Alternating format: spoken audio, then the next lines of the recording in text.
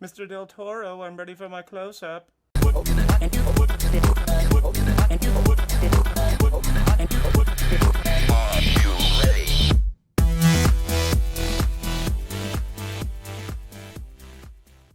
Hey everybody, it's Garrick again from No One's Designs, and today I need to make a mother mold or shell for this brush-on mold that I finished previously and tried to record and lost the recording. Sorry, I promise I'll do a video about doing a brush-on mold with the next one that I do, but you know, you brush silicone onto an object, it's fairly simple. But the next step to use a mold like this is I need a hard shell on the outside to keep the silicone's shape when I go to slush resin in the back of it. Now, my previous video covered the brush-on starter kit from Smooth On, and I could make that mother mold with the included Plastipaste 2 product, and it's designed for making shells. It would totally work. I've done it before. It's great, but I wanted to try something new. I wanted to try something lightweight, because even though this is small, when you're slushing something back and forth to get the resin to cure in it, you want to cut out as much weight as possible. So what we're going to make this shell out of is the Freeform Air epoxy putty. It's more epoxy. Who guessed it? Yeah, you probably did. Freaking love epoxy. So this is another 1-to-1 epoxy compound. This is the trial kit size. It's about $25 or so, and it should make a very nice lightweight shell for this mold. So we got the USS MSDS right here. All of that important information that we need to know about this. And I think the biggest thing that stands out to me is in big bold letters: you must wear gloves when mixing this material. So I think that's what we're gonna do. And yeah, we'll get ready to start putting some product onto this mold.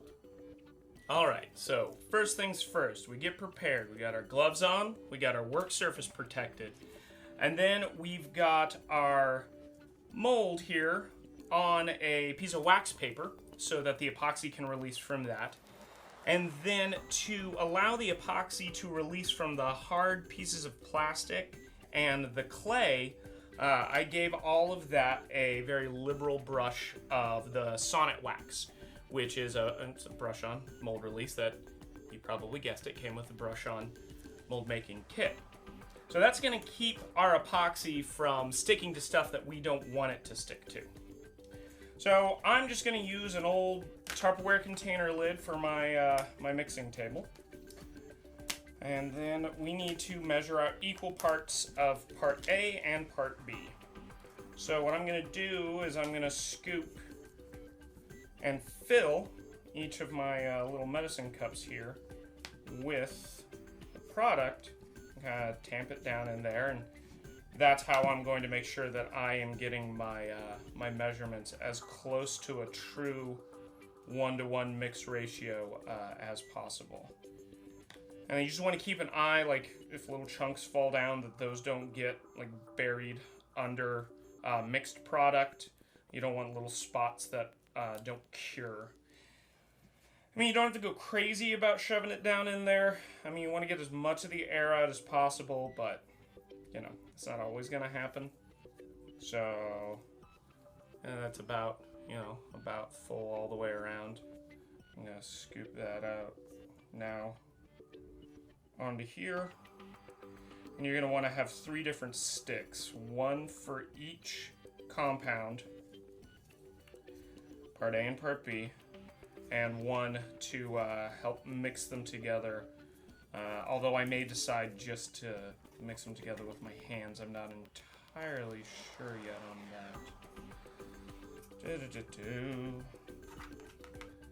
This is why in-depth videos can get boring, because you have to find a way to fill the time while you're just scooping product. Ah! See? That's how you end up with more of part A than part B, is by freaking out and flipping stuff around. It's also probably a good practice to put the lid back on. I'll get that later. Something that you are not using. This one's a little more crumbly than the other one. This stuff feels like nothing. Like it has nearly zero weight. Okay, that's hyperbole. Hyperbole. Haha, I know, speak good. Listen, it's really hot out here, guys, and I'm trying to fill airtime. But, no, this is super, super lightweight. I've got to get a bigger vocabulary. I've said super a lot this video. Okay. There's that part. Oh, that'll just come out like that? Okay. That's good. Put you over there. Okay. And let's see here. You know what? I'm going to do a trick that I saw. You roll each piece kind of to a super artisanal snake, and then I will twist them together and knead them together that way. Hopefully that will help get a nice even mixture, or it could just crumble. Screw it. This seems less sticky than a lot of the other epoxy putties that I've used. It's really not clinging to my gloves very much. I mean, I've got a cup of water over there if I need to use it, because just like all of those other epoxy putties, you can smooth this stuff with water. But, I mean, this feels like the consistency of, I don't know, icing or marshmallow fluff if it wasn't sticky. So, maybe we'll do a little time lapse here while I mix it into a single color paste. Well, no, that's mixing pretty quickly. Maybe we won't need a time lapse. Maybe my incessant rambling will be enough to buy all the time we need. Okay, sweet. So, this stuff is mass sensitive. That means if you're going to pinch off a bit to use, flatten the rest out. Otherwise, you are going to have it harden on you super quick. So I'm going to take a little piece, and what I want to do is I want to build my ledge, my outside area. So I'm going to start just kind of, I mean, this is like working with that paper clay or some of that Crayola, like Magic Sculpt, Fun Sculpt. It's just super lightweight. But I can already start feeling some of the heat coming up off of it, which means that it's going to start changing its consistency and getting tougher.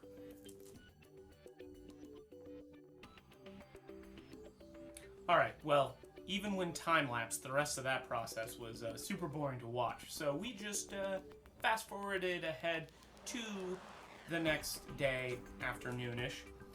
This stuff's supposed to have a full 24 hours to cure, but it's really hot here in Arizona still, so I feel that it's hardened all the way, even though it hasn't been a complete 24 hours.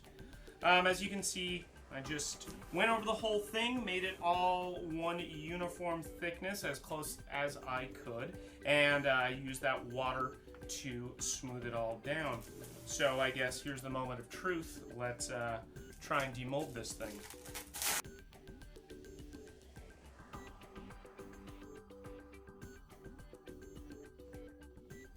There we go. Now we're starting to see some progress.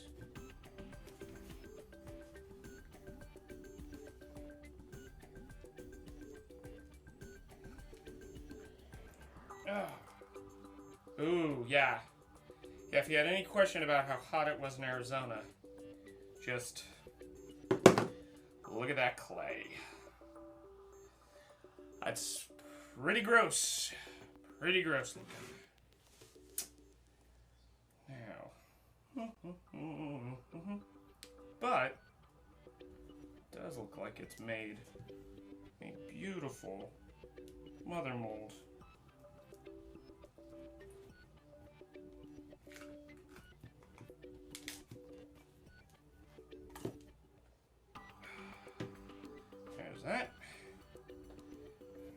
pull out our original. Oh, that clay is going to be awful to clean. Alright, well I got the majority of the clay scraped out of there. Probably going to have to go back with some hot soapy water and wash the rest of that out before I cast my first piece. But overall, I think this has been super successful. Just to kind of give you an idea of how little this weighs, I have my kitchen scale here. And this piece clocks in at a minuscule 1 pound 5 ounces. So when you're slushing resin around in there, that's not going to kill your arms over the course of doing multiple castings or anything like that. I'm super impressed with how sturdy this is, how easy it's been to work with. To give you an idea of how nice and clean this is compared to my previous mold, because this is the second time that I've molded this headpiece. My previous one I did with burlap and boating epoxy with some talc to act as a filler. And the only advantage that this has is that this was cheaper to do than using the freeform air. The freeform air, like I said previously, is $25 for the starter kit, but I love the fact that you can smooth it while you're working on it. I love how lightweight it is. I love that it is low VOC, so you don't have to worry about using a respirator as long as you're in a well-ventilated area. Basically, you just have to keep it off your hands before it's cured. So I think that if you have got the disposable income to spend a little bit extra to make your molding and casting life easier, I'd give this a shot. On top of that, if you don't like making mother molds with it, it's got a ton of other uses. You can go on to Smooth On Site and see all their stuff about that there. So, if this is the kind of stuff that you like to watch, subscribe to our channel, because this is the kind of stuff we do all the time. I've got a couple more videos in the pipeline. I'll probably do one on actually slush casting with this mold, kind of a best practices video. If you want to watch more or read or look at more of mine and my wife's work, you can find us on Facebook at facebook.com/NoOne'sDesigns. You can follow us on Twitter at NoOne'sDesigns, or you can just check out our website, NoOne'sDesigns.com. Anyways, thanks for watching and have a good day.